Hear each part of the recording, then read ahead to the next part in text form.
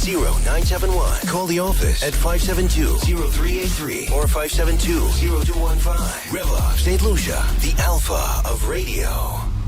Mind Matters brought to you with the compliments of Lab Services.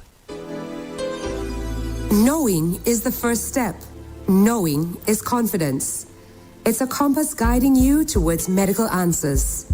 At Laboratory Services and Consultations Limited, we are in the business of knowing. Knowing where to look and what to look for. And this knowledge guides you and your health provider to your medical answers. We are the focus, precise, and confidential heart of healthcare. The invisible thread binding together all those committed to your well-being. Laboratory Services and Consultations Limited. We focus on results so you can focus on what's important. Need us? Call us. Telephone 459-2200 or visit any of our 10 locations island-wide.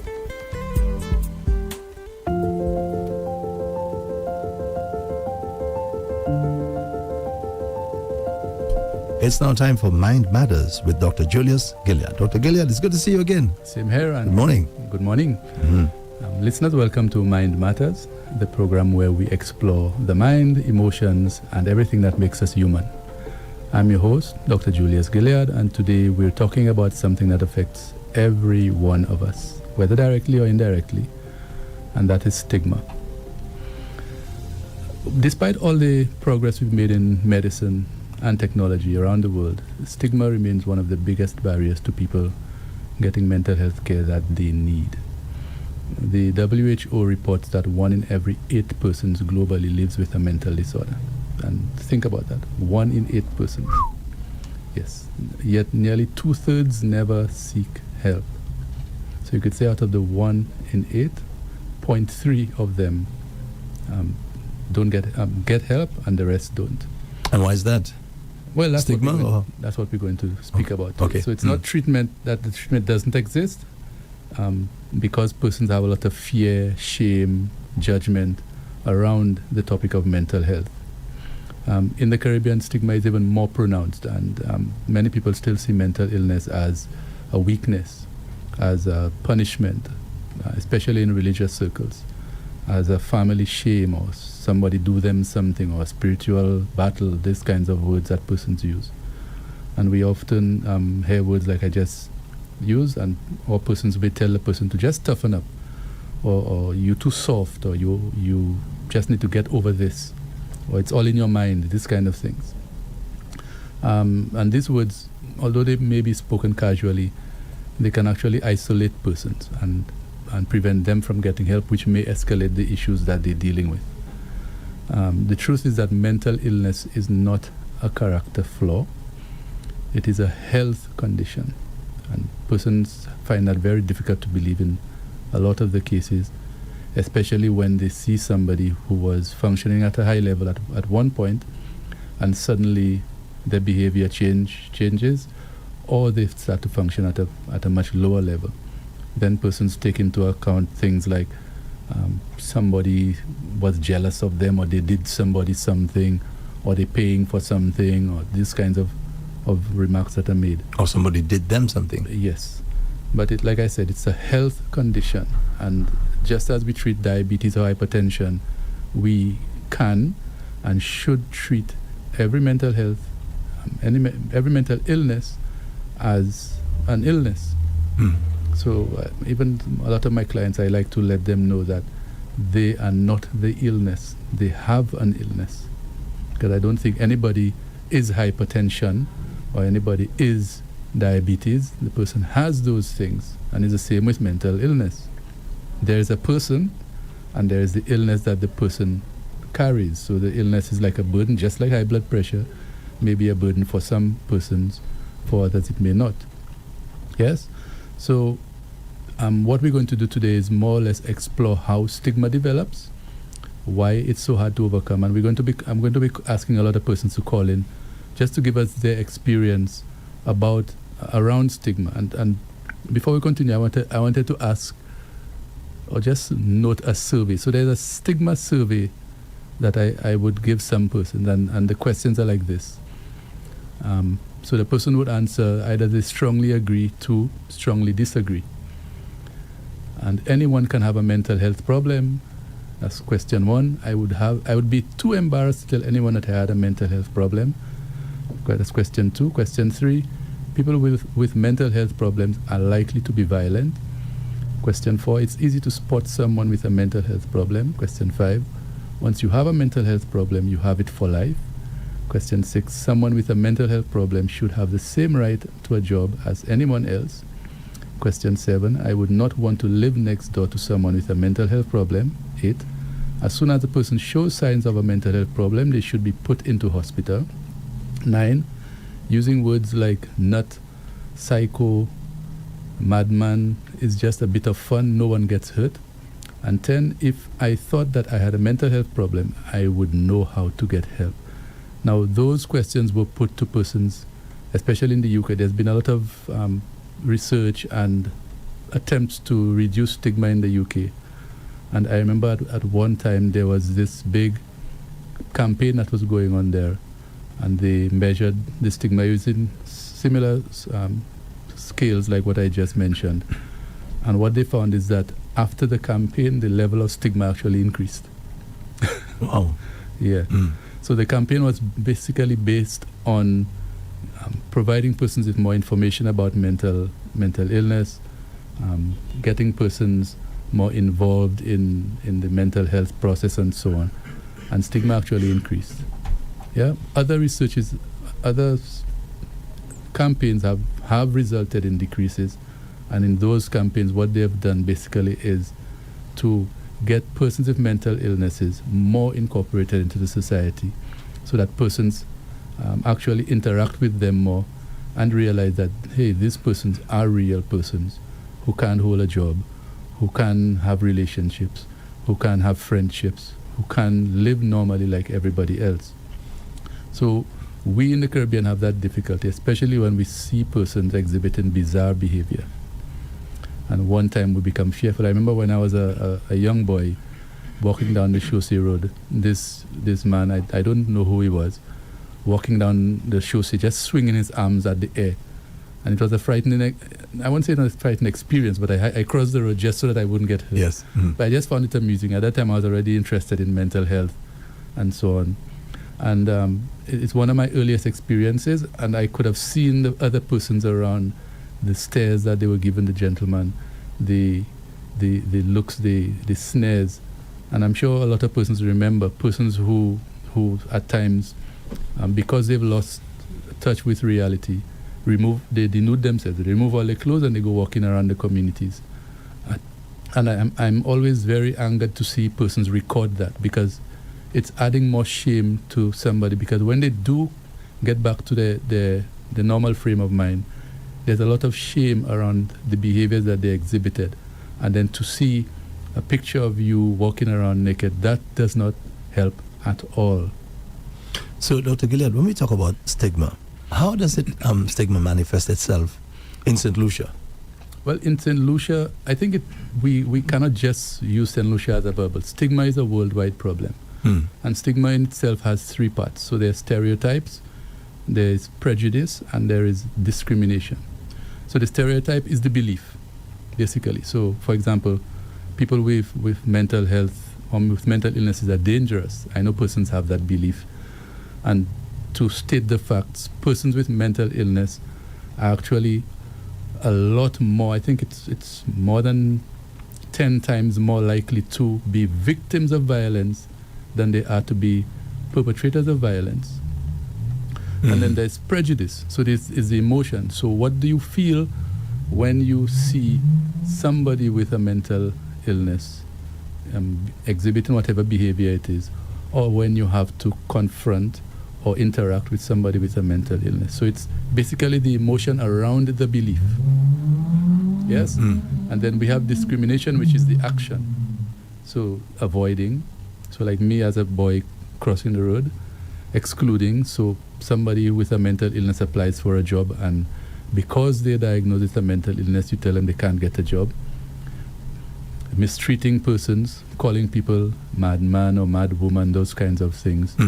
And I remember a few years back, a gentleman who was being admitted to the wellness center was brought by the police. Why? Because he was walking around in his community, and the police stopped their vehicle and shouted, "Hey, Bugfu Kokali," and he got angry. Yes? I think any normal person would have got angry. And it's basically the taunting that he received, the shame that he already has around his illness, and being taunted in that way, and then being brought to the wellness center because he reacted. Yes, so that kind of mistreatment for persons who are struggling, especially. Now you mentioned somebody who has a mental problem, right? In the workplace. Don't you think that there is cause for caution there?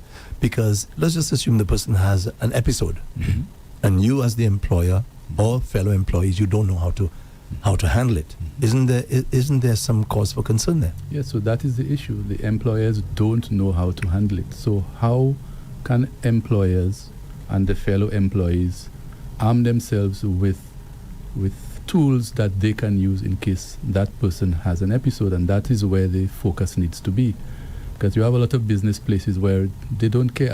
I know I have given a couple of seminars at very few business places in St. Lucia who are interested in their employees who have mental health struggles. And they tend to do better with those employees than the workplaces who have never done anything like that. So they really and truly, like you said, don't have a clue as what to do. And some of them would reach out to me or reach out to other mental health professionals as to how to move forward. And I mean, that cannot be done if you already have a mindset that the person may be dangerous or may have some kind of negative issue in your workplace. So the stereotype is the main thing that is causing the behaviors, and the prejudices and discriminations come afterwards. And the belief, and if you have to look at the belief is something that is, you could say, ingrained in us. That goes as far back as the Bible. If you notice in the Bible, everybody else with physical illnesses was healed by Jesus. Yes? Nobody cast out demons from anybody who had a physical illness. But when it got to the one with the mental illness, demons were cast out and put into pigs that threw themselves off a cliff or something like that. So that stigma has been there from more or less the onset of humanity. Now, if you have to look at the flip side, our indigenous people in the Caribbean, how did they treat mental illness? They were a lot more compassionate than we were. The way that we treat mental illness now is more or less something that was brought to us by the Europeans. Because our indigenous people, somebody with some kind of bizarre behavior and that kind of disability, fruits were placed on trees randomly around the community where people knew that they would be passing, and they would pick the fruits and have them. They would be treated a lot more compassionately. They would not be beaten. They wouldn't be tied up on these kind of things. Those persons were treated like persons. Yes? It's the Europeans who brought this thing about asylums and so on. And if you notice the history of that, when the Europeans moved here and persons started to become mentally ill because all the stress of traveling through the transatlantic slave thing, persons would develop mental illnesses. So then in order to remove the how you call them, the unwanted elements from the streets, they would be put into asylums. And then those asylums started to be called mental asylums. But it's basically to remove unwanted elements from the streets, to clear out the streets so that the towns or whatever it is would have a more appealing look. Now, in terms of our response to people who are acting up when they're having an episode, all it takes is one bad experience. I'm sure you'll recall where you have the police having to confront somebody who is having an episode, and generally that ends up very, very badly. Yes, again, the police are not trained. Right, very badly. Now, as I said, all it takes is one experience, and I've heard stories already, maybe I didn't see, but I've heard stories, incidents that made the news and so on, as to how this person was behaving at that time, and they were behaving violently, right? So all it takes is just one. So then now we make a connection between person of unsound mind to violence because of that one incident. Okay? And it's not unusual because you recall the practice of removing shoes when you go to the airport. That was after just one incident where somebody had a bomb in the shoe. After one incident. See how that affected travel for so many years. They're just easing up on that right now. So there's some justification, I don't know if you agree or disagree, in people being very, very, very cautious when it comes to people who are going through mental issues. Yes, so Andre, that's again our human nature. We tend to focus on the negative aspects of the world around us rather than the positives. And that is something that has been studied extensively.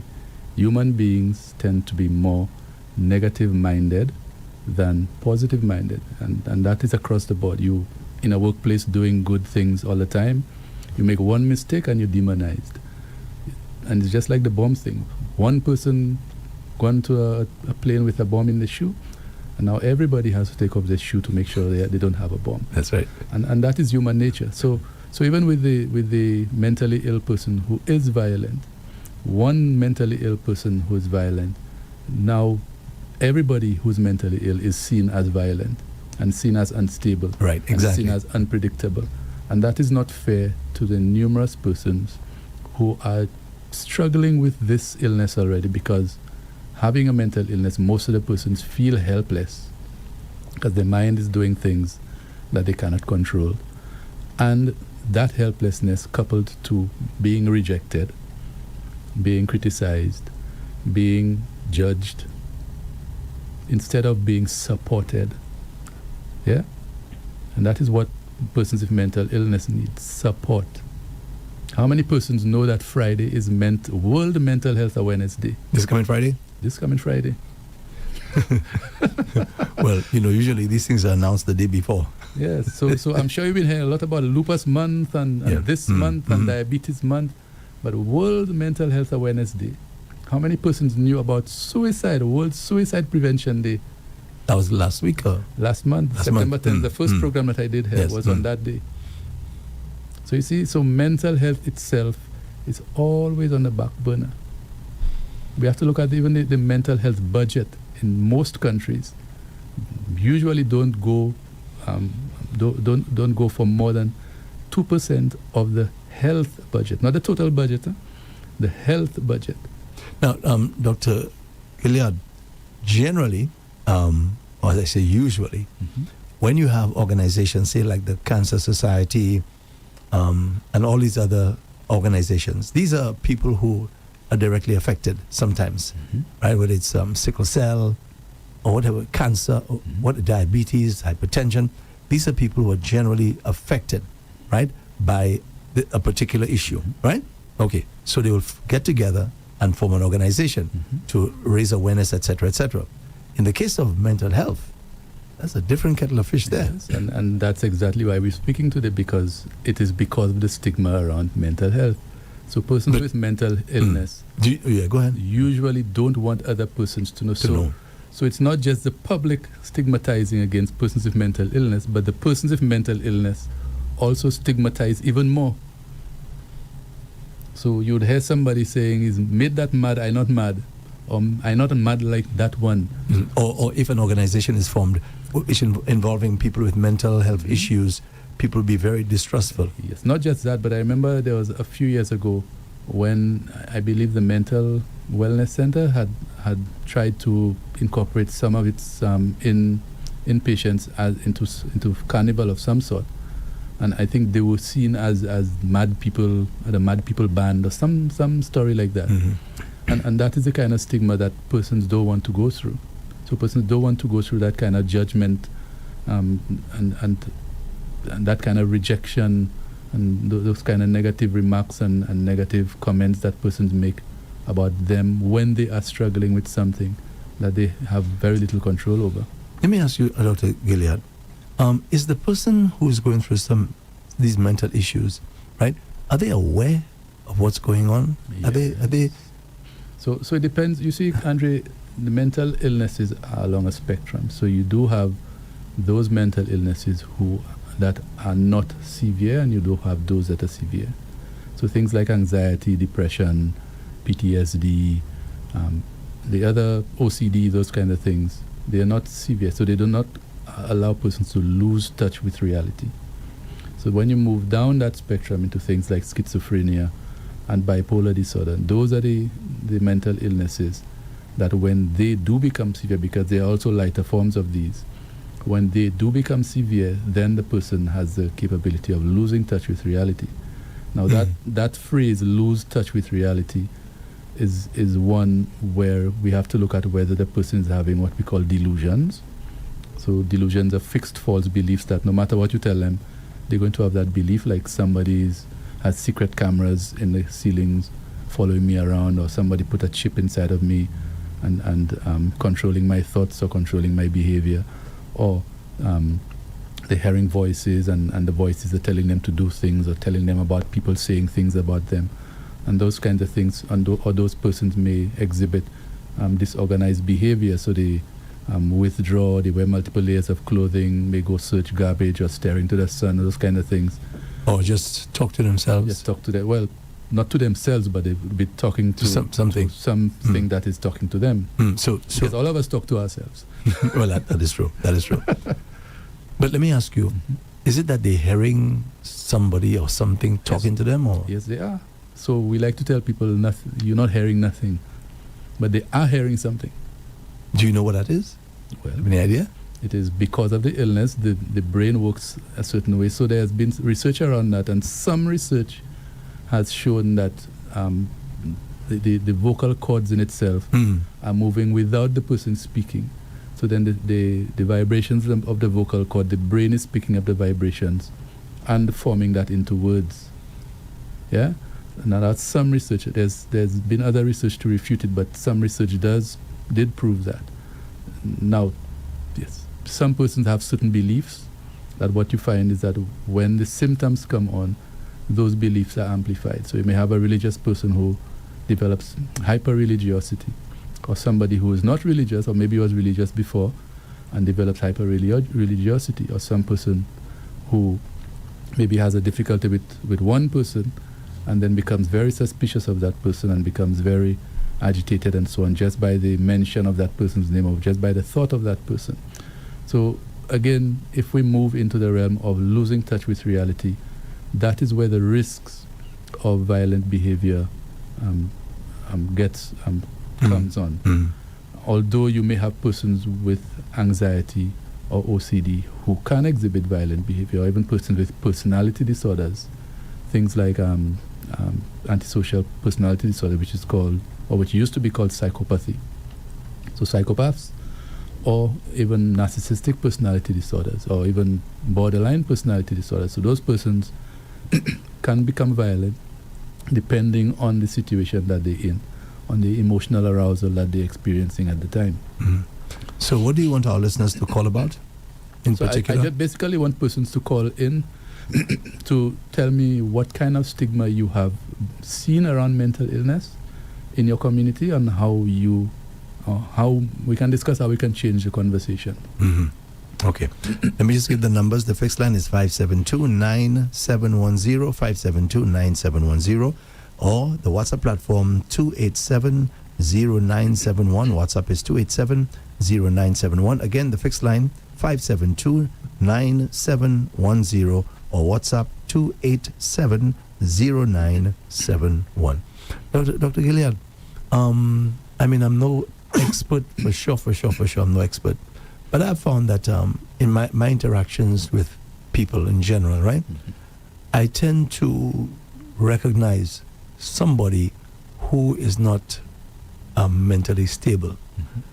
The way they speak, the way they walk, the way they talk, right? Things like that. You pick up on those things, and generally, even if they call, it's a telephone, conversation, and you could hear something's not quite right.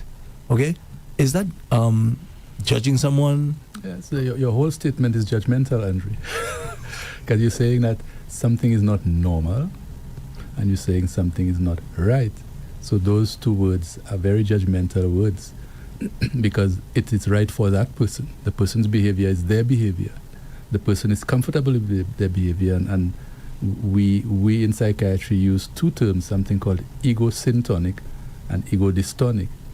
So if the person is disturbed by their behavior or their thoughts, then those behaviors and thoughts are ego-dystonic. But if the person is comfortable with the way that they behave or the thoughts that they're having, those are ego-syntonic. And I tend to treat things that are ego-dystonic. Yeah, By the way, you have a call. Okay, so I'll continue after the call. Yes. Mm-hmm. Good morning, caller. Welcome. Good Thanks for morning, calling. doctor. Hi, morning. I just want to ask a question. Sorry, Andrea. Hi, morning. Morning, that's all right. If someone with suicide attempts often, right, and then they have to go to, they go to the doctor, and pretty much what the doctor would do is keep them for 72 hours. I remember asking that person, why don't you talk about it, talk about what you're feeling instead of the suicidal attempt, because one day it will no longer be an attempt. And the answer were, I can't talk because they always lock me up. So there you go. So what, I know that's the rule, I guess, to protect them, but that also prevents us from talking. Yes. Or for looking for help or getting the help that we need. Okay, thank you, caller.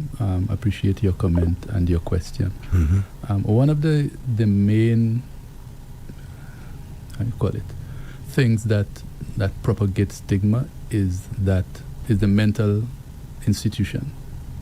So a mental hospital is, in my opinion, not a real hospital. Because if you hear persons speaking about being locked up, nobody gets locked up in a hospital. Am I correct or am I wrong? Yes, you're right. Mm. So worldwide there's been a shift towards what we call voluntary admission or open door mental hospitals.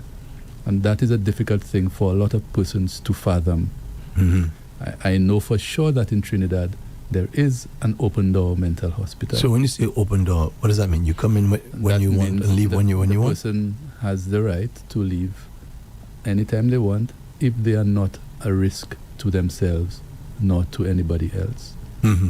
So if the person is a risk to themselves and they go or they are taken to the hospital, then they would be given some form of treatment to decrease that risk. If that risk is not decreasing in spite of the treatment, then the person may be restrained in some way in order to assist them in the initial stages of decreasing that risk. That restraint can be physical, can be chemical.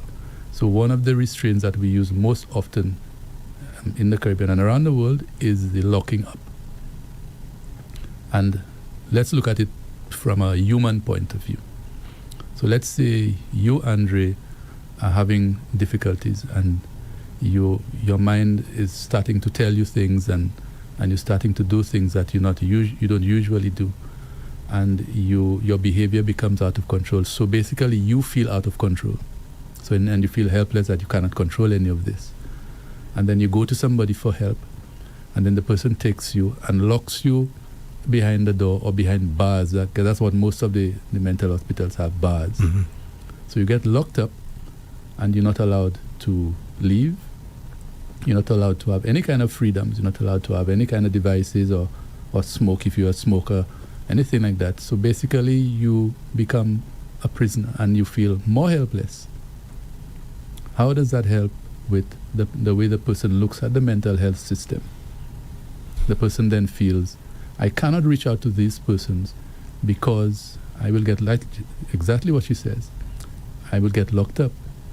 And a lot of persons who come into my practice, I have to always reassure them that they are in a safe space, that they can speak, because I don't send people to get locked up if they're having suicidal thoughts. We have a conversation about what is happening, what is triggering the thoughts, and we plan a way forward as to how that person, not me, that person can manage themselves better and they can develop a life that they find worth living. Because that is what is not offered at the mental hospital. The persons don't feel safe there.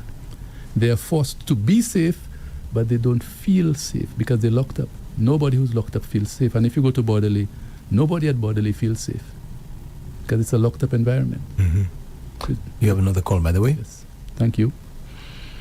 Caller, welcome. Good morning, Andre. Good morning, Doc. Good morning to you, sir.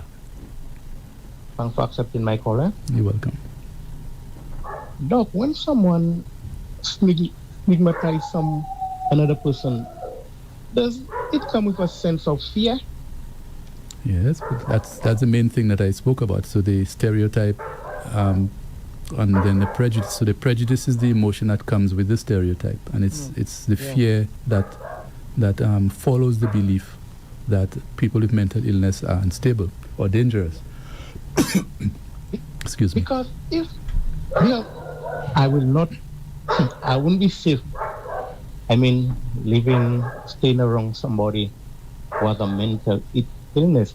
Because not that you have anything about the person, but you see, because someone with a mental illness, I mean, this person will have somebody to give him his medication, take care of him.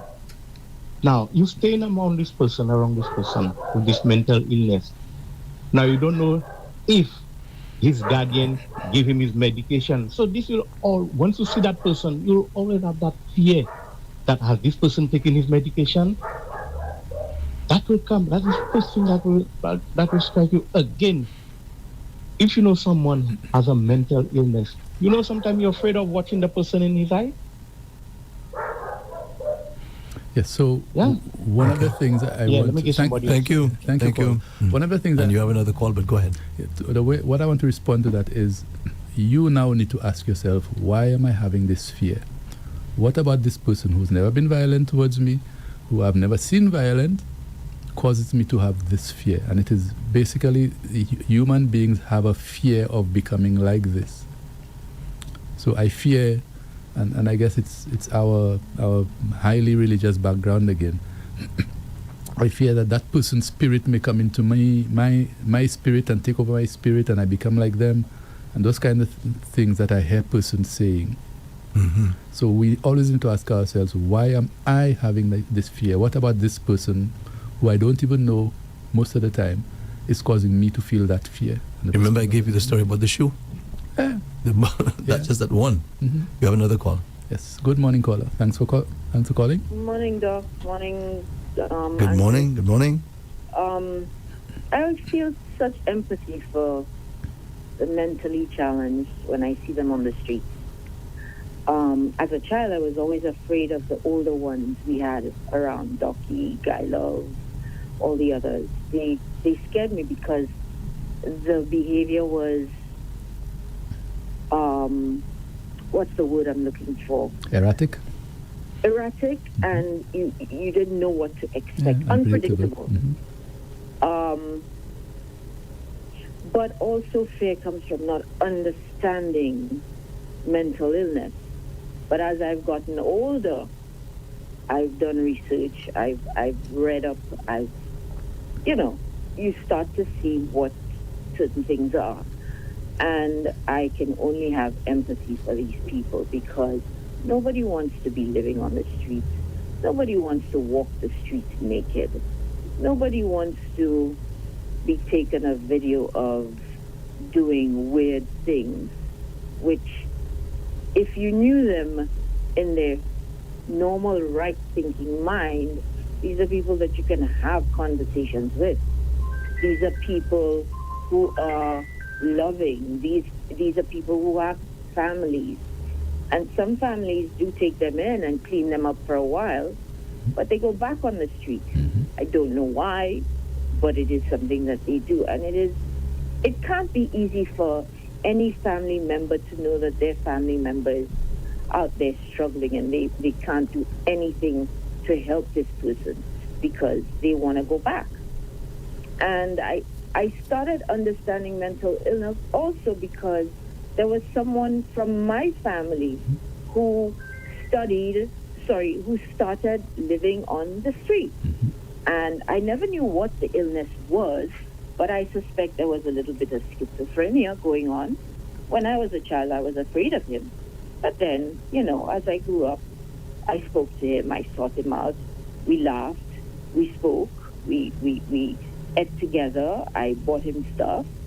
And it's when people don't understand, they tend to shun others. And I wish everybody would take the time to understand mental illness, do some research, figure things out, because we all have it. We all have some kind of mental thing going on at some point or other. So that's my wish for the mentally challenged. Thank you, guys. Thank you. Yeah, thank you very much for your contribution. Yes, we'll have another call, but I want you to address something she brought up about why people go back Yes. on the streets. So you see, one of the things she said that was not correct was that nobody wants to live on the streets. Some persons do want to live on the streets.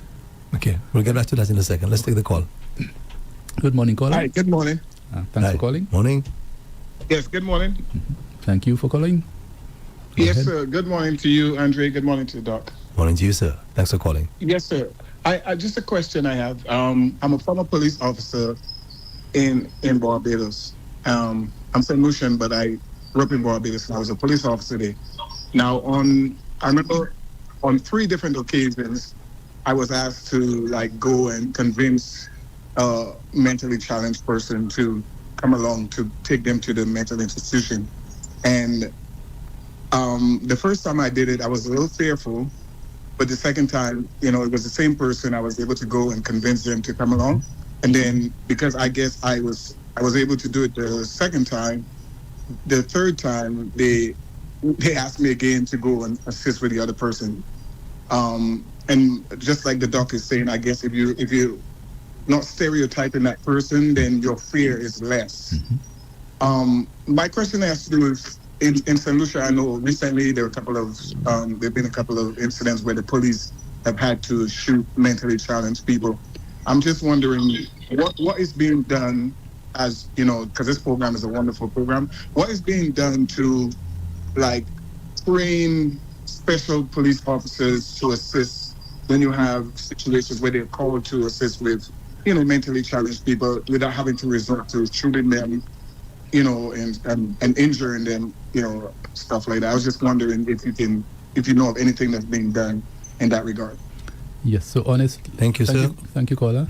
So honestly, I'm not sure what the curriculum is like at the police training school, or if they have any other formal training. I know that a few years back, I think just around COVID time, the CCC had reached out to me to do some training with them on dealing with persons with mental illness, but they never got back to me after the initial contact. So I have no idea what is being done. I don't know if the ministry is doing anything, if the ministry of, what's the ministry with the police again? National Security? National Security is doing anything, so I have no idea.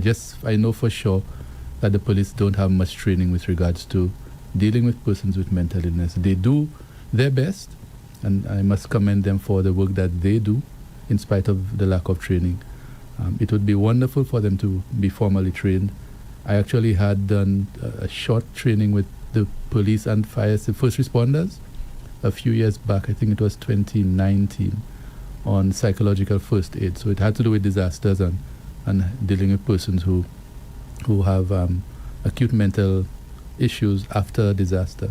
But that didn't go far, and I don't know what has happened after that. You have another call. Yes. Good morning, caller. Thanks for calling. Morning, Doc. Morning, Andre. Good morning. I practically grew up around mentally unstable people. I had a few uncles and aunts that were actually really mentally unstable. The word you call it, whatever, I don't already know the word.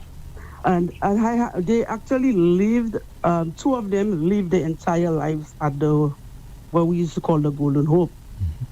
And my aunt now is still there. My uncle died while he was there. One of my uncles died while he was there. And my aunt is still there. And I'm asking the question. I probably have a couple questions. That aunt of mine has only one child. Her daughter has never, ever visited her. Do you think that when they do not see their family members, it get them more sick or more lonely or sad. Because when I came home last year, I went to visit her. I brought some stuff for her. I was actually able to hug her. But when I was growing up, as the caller said, when I'd seen her on the streets, I would run and hide because I was fearful that she would harm me or want to follow me home because but now I actually am older now, and I went to visit her at the wellness center last year, and I hugged her, I brought her stuff and whatever. But her daughter has never, ever, ever, never, after these 40 years she's been living there, never visited her. And oh God, look, I lose my train of thought for my other question. That's okay. But okay, thank you. I might call back. Thanks for your contribution.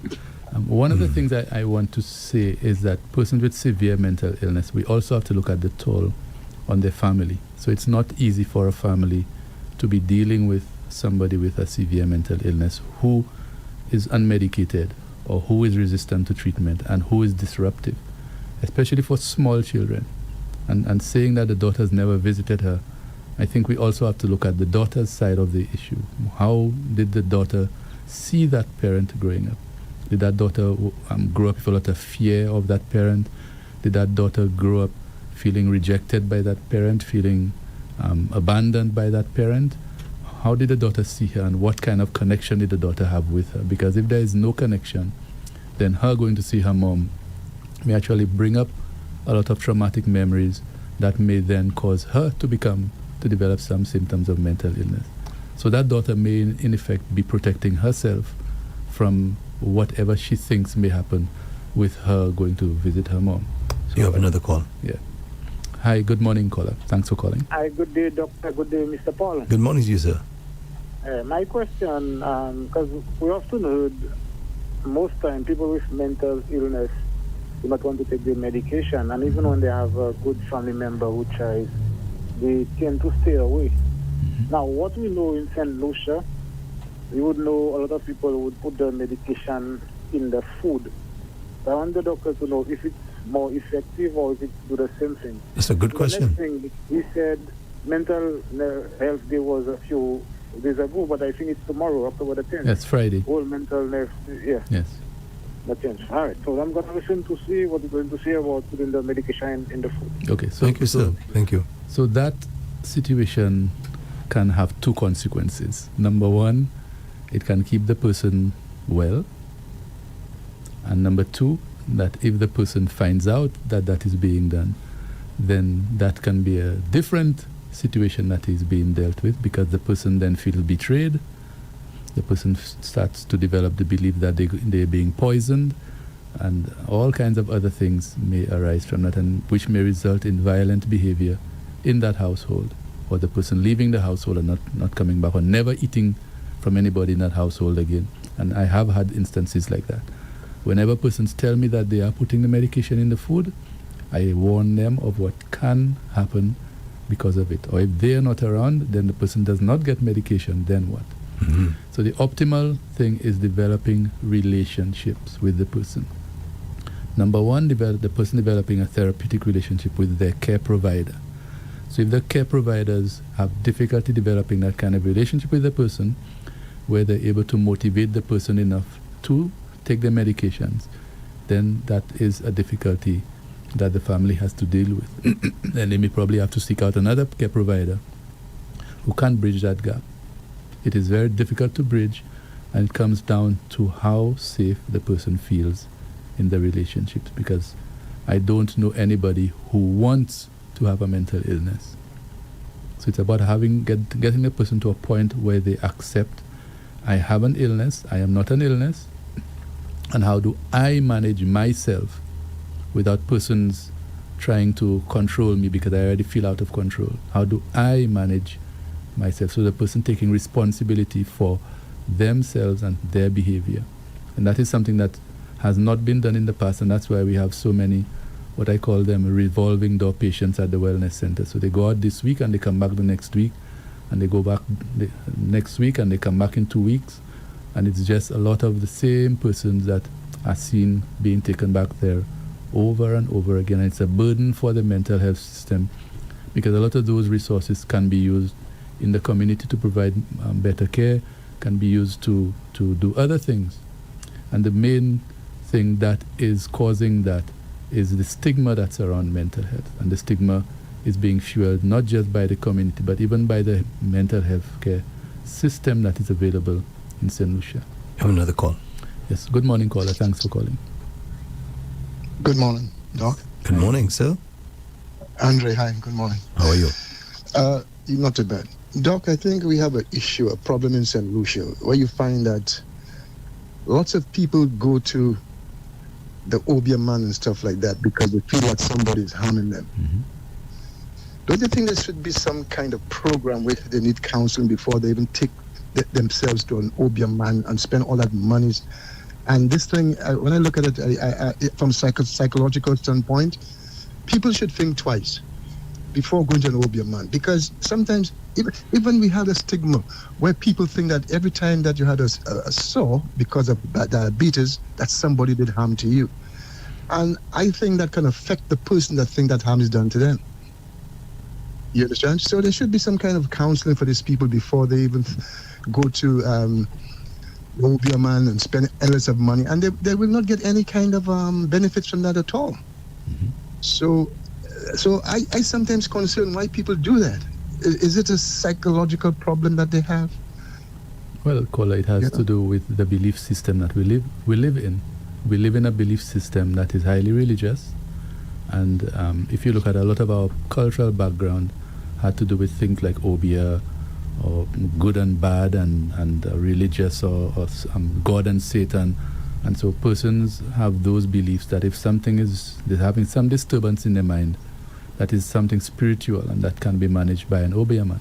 I never tell persons don't go to an obeah man if that's what they feel they need to do. I never tell family members don't take their family members to a preacher or somebody who can cast out the demons. I'm open up all the avenues. I let them know that I'm a medical practitioner, and what I am seeing from my experience and training needs medical treatment.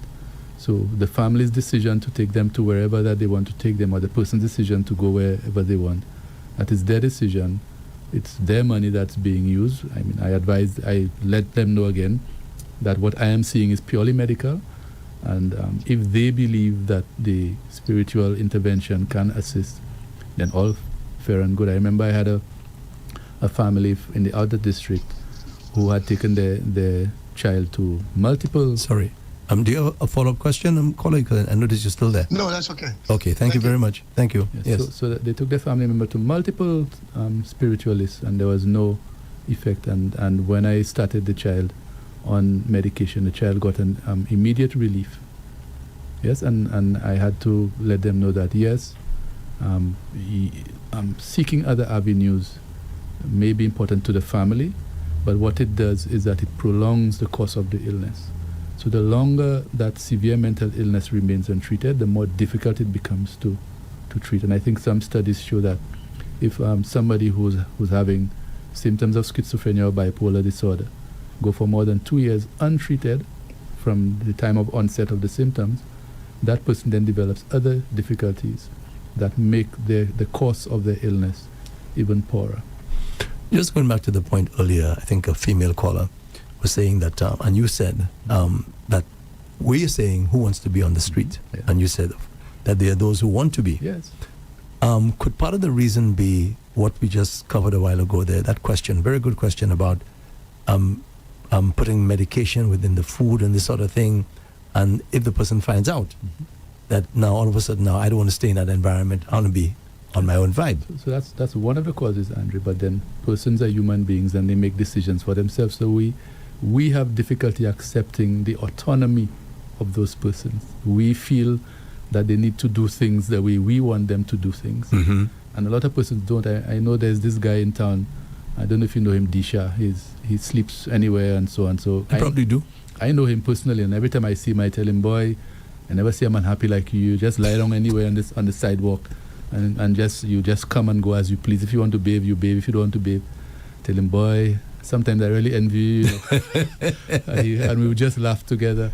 And persons would see him coming towards them, and they would part. You'd swear the Red Sea parting. Mm-hmm. Persons just part. I mean, he's a human being. He's a human being. He has mental health issues, but he's a human being, and all. But remember, Dr. human Gilead, beings. the problem is that we have been sort of conditioned to believe that people with mental health issues are dangerous. Yes. So you saying you want to break that stigma? Yes. So if you have to look at last year, for example, And why? how many Dr. Gilead? murders did we have in St. Lucia that were done by persons with mental illness? Probably none. Maybe one or two. Yes. And out of those, nobody's afraid of those persons who are Yes. not mentally ill. But I'm sure if You're right. you put out one of the mentally ill persons on the street and you say that person killed, everybody is freaking out. Oh, why they drop him or her? And what we going to do? And what if they kill somebody again?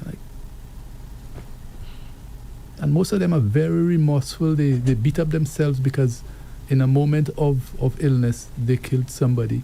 And those persons very likely would go through PTSD afterwards because they can't believe that is what happened, and they beat up themselves for not recognizing before that they were really mentally ill and for not taking their medications. And they tend to do a lot better after they're released from prison than before. I have a good question for you, Dr. Gilead. What do you say to the typical parent who's listening to you right now, who has a son or a daughter who's on the streets, and they're aching, they're longing to have their loved one come home where they belong? What do you say to somebody like that to help reassure them that everything will be okay, or maybe not? Well, I can't say that everything will be okay, Andre. What I can say is that those persons need to be parents. So parents, as their job as parents is to reassure their child that no matter what, whenever they are ready, the house is open to them. How do they do that? The arms are open to them by telling them that. You mean like you go check on them and yes, go check on them, bring them food, ask them if they would like to come home to bathe. If they want to go afterwards, that's okay. Ask them how they're doing. Have a conversation with them. From your experience, does that happen? From your experience, from what you know? Not necessarily, Andre. It happens for some persons, but not all. So you do have persons who are so removed from reality that they can't be approached by the family because they may not even recognize them, or they may just remain mute while they talk, or they'll just take the money and go, or take the food and go, or take the food and throw it away or something. But it doesn't change the fact that as a family, you still need to do it because it is your family member. It's not a stranger. And a lot of persons do it for strangers, but don't do it for their family members. That's a tough one, Dr. Gilead. Let me just give you a little story. There's a particular guy who walks the highway. A tall, slim guy. He walks the highway almost when I say, I'm talking about John Compton Highway, right, etc., etc. Okay? And I saw this guy walking barefooted every single day. And I said to myself, but how does he manage with the pitch being that hot? And, so I was moved to do something about it. So I saw him up in the Rodney Bay area one day. And I gave him a beautiful pair of slippers that I had for myself. Okay? Beautiful pair of slippers. Good quality stuff. And I felt so good giving that to him. I felt really, really good. He looked like he was happy when I gave him the slippers. Like they saw him barefooted again. Saw him barefooted. Up to now, it's the same thing. I'm sure he sold it and most and likely bought food or bought most likely drug or something. So can you imagine maybe family members trying to reach out to somebody like that and getting that sort of thing? So it gets you frustrated. No, well, if it is your family member, love is not conditional. So if we put in conditions on the love that we give our family members, then we're going to be getting into issues. We give because we love. Case closed. We don't give because we want them to be a certain way or we want them, their foot to be cool. No, we give because we love the person and we would like the person to be as comfortable as possible. It's their choice whether they want to be that way or not. So give him 10 pesos slippers. He probably can't sell all. Well, if he sold the first pair of slippers, then you have to now ask yourself, is this what he needs from me? Yeah, so we then look at other avenues or other things that we can do to make his life more comfortable. The slippers are not one. For example, offering food. Right. Yes. Okay, that one most times doesn't be rejected. Yes. I want to read you something a friend of mine sent from the diaspora concerning police officers and training in dealing with people who have mental issues. It's very interesting. There are special police officers here, meaning where that person lives, who are trained to respond to mental health situations. I've called them before for my son, and they're so well trained and compassionate. It's a completely different experience from dealing with regular police officers. Well, I don't know who the special police officers are, so maybe this gentleman needs to let other persons know who they are, because I have no idea. I know that most persons would call the police. Not here. The police station. Or in the US. Yeah, well, some other place, yeah. Beautiful. So this is the kind of training that needs to be done here. The difficulty here is the manpower, because the police now already have so many things to deal with. Yeah? They are not getting mental health care, are they? Well, we don't know. As far as I know, they're not. Or if they are, they have to pay out of their pockets to get it. Yes, I know there's an EAP that itself has manpower issues, and so not all the police can go. But in my opinion, every policeman and every fireman and every nurse and doctor needs to have some kind of mental health care, because those persons on a daily basis go through significantly traumatic experiences that the normal human being should not be having to experience without getting some kind of mental health support. Before we end, it's almost time. I want to go back to something you said a while ago, especially to those people, family members who are seeing their loved one on the streets, and I know it really hurts them. You're saying, don't give up on those people. No. Don't give up. Show them love. Yes. Period. Because they are human beings. They are the same persons who left your home. They're the same persons you raised. They're the same persons you fed. They're the same persons you clothed when they were young. They have a mental illness which may have taken control of their lives. So a lot of their behaviors they're either not aware of or they cannot control. They are still those persons. So I'm sure when you call them the name, they're going to respond. Yes? Yes, that is true. Yes. Because I see how they interact with certain people who they develop a relationship with, and I said, is that person is normal in my mind? Exactly. I'm saying, but here he's talking, right? And normally you see them on their own vibe. Yeah, but somebody reaches out to them and they respond. Yeah. Yes. Definitely. So thank you for having me here today, Andre. And yeah, Dr. Gill, I want to thank you for your service. You're doing a great work. Yes. And I'm so happy that you chose Rev-Up to bring all your knowledge and your expertise. I'm really, really grateful for that. Thank you. And I'm sure our listeners are as well. So just to close, what I want to say, if we want to break the stigma, we must each play a part. So some of the things to do, or what we can do, is, number one, use respectful language. So avoid calling people mad or crazy or unstable. Educate yourself. Knowledge is power. So learn about mental illness. Speak openly about mental health. So especially persons who are having difficulties. How can their voices be heard, and how can their voices inspire others to seek help and to speak out as well? And encourage persons to get professional help, because reminding persons that seeing a therapist or seeing a psychiatrist or a counselor is not a weakness. It's actually wisdom, because it helps them deal with a lot of the difficulties that they may be experiencing. So breaking stigma doesn't happen overnight. So I've already said my job here is not to change anything, it's just to keep noise. So I bring my mental health agenda to everybody. I start a conversation, and one day stigma may disappear.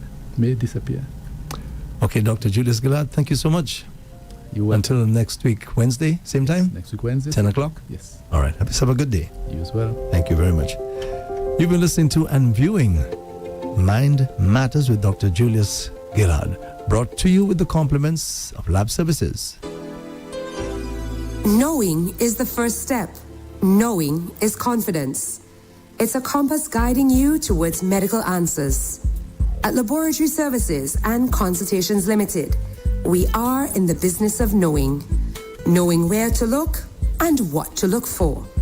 And this knowledge guides you and your health provider to your medical answers. We are the focused, precise, and confidential heart of healthcare, the invisible thread binding together all those committed to your well-being.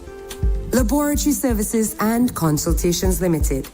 We focus on results so you can focus on what's important.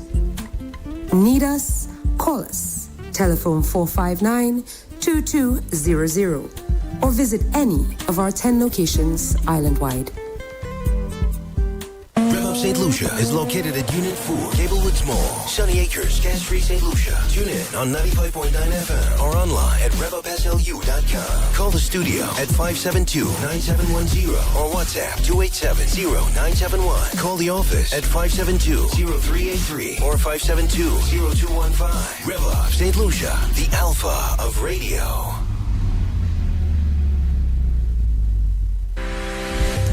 Hey friends, are you ready to kickstart your day with inspiration? Join Pastor Yanrick Joseph for Come Grow with Him, your daily devotional filled with reflection, encouragement, and growth in the Word of God.